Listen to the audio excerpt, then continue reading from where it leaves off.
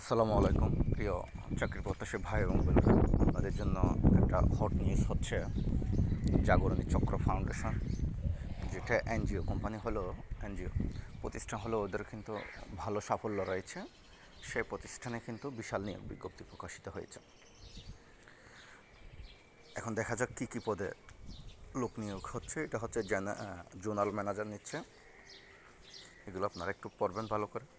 তারপর হচ্ছে আপনার শাখা ব্যবস্থাপক নিচ্ছে 100 জন, আর জোনাল ম্যানেজার নিচ্ছে কিন্তু 4 জন। এরপর হচ্ছে শাখা হিসাবরক্ষক নিচ্ছে 100 জন সারা বাংলাদেশে, ঠিক আছে। তারপর হচ্ছে অফিসার নিচ্ছে হচ্ছে প্রায় 800 জন, আর পিয়ন কাম গার্ড, অর্থাৎ পিয়ন হতে হবে এবং উনি সিকিউরিটি গার্ডের জব করতে হবে। প্রতিদিন না, হয়তো ওনাদের একটা সিস্টেমেটিক আছে ওটা ওইভাবে। এটা কিন্তু চুক্তিভিত্তিক, ঠিক আছে। গ্রেড হচ্ছে ওদের সার্ভিস গ্রেড হচ্ছে 17তম একটা গ্রেড। সরকারি যেরকম একটা গ্রেড থাকে ওদের একটা গ্রেড আছে। এখানে নেবে প্রায় 100 জন।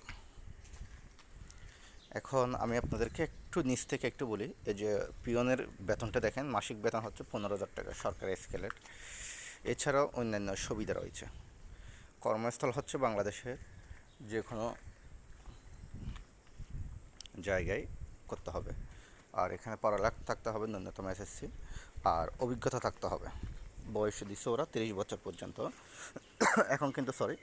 এখন বর্তমান সরকারি চাকরিতে বয়স 32। যাই হোক, ওনাদের এখন সবগুলো পদের জন্য সুযোগ সুবিধাটা আপনাদের সাথে একটু শেয়ার করি। বেতন ভাতা ছাড়াও সংস্থার নিয়ম অনুযায়ী প্রতি বাৎসরিক ওদের ইনক্রিমেন্ট আছে, ফেস্টিভ্যাল বোনাস আছে, আর ইনসেন্টিভ বোনাস আছে, কন্ট্রিবিউটরি প্রভিডেন্ট ফান্ড আছে, খুবই সুন্দর একটা জিনিস। গ্র্যাচুইটি আছে, বৈশাখী ভাতা আছে, লাঞ্চ ভাতা আছে, অর্জিত ছুটি নগদায়ন আছে।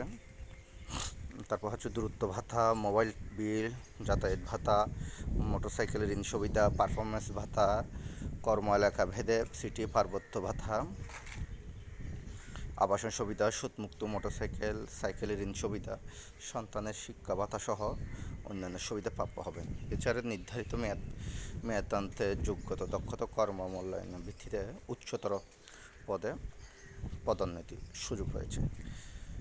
আমি এই সুযোগ সুবিধাটা পড়লাম এটা এই কারণেই, সবগুলোর পদে সুযোগ সুবিধাটা সেম। হয়তো বা অন্যান্য পদে একটু বেতন কম আর বেশি। আমি বলবো আপনারা যারা বিভিন্ন জায়গায় চাকরি খুঁজতেছেন, আমার বেশিরভাগ আমার শ্রোতা বন্ধুরা হচ্ছে চট্টগ্রামের, সেজন্য ওরা চট্টগ্রামের ভিতরে চাই। আমি বলবো ভাই আপনারা একটু চট্টগ্রামের বাইরে গিয়ে একটু অভিজ্ঞতাটা নেন, চট্টগ্রামের বাইরে গিয়ে একটু জব করেন, অসুবিধা কী? এই ধরনের ফেসিলিটি অন্যান্য জায়গায় পাবেন। জাগরণী চক্র ফাউন্ডেশন কিন্তু অনেক নাম করা একটা প্রতিষ্ঠান। আপনারা চাইলে আবেদনটা করতে পারেন। এই চাকরিতেও করার জন্য অনেক মানুষ লাইন সিরিয়ালে থাকে। সুতরাং আমি বলবো আপনার চট্টগ্রামের একটু বাইরে হন।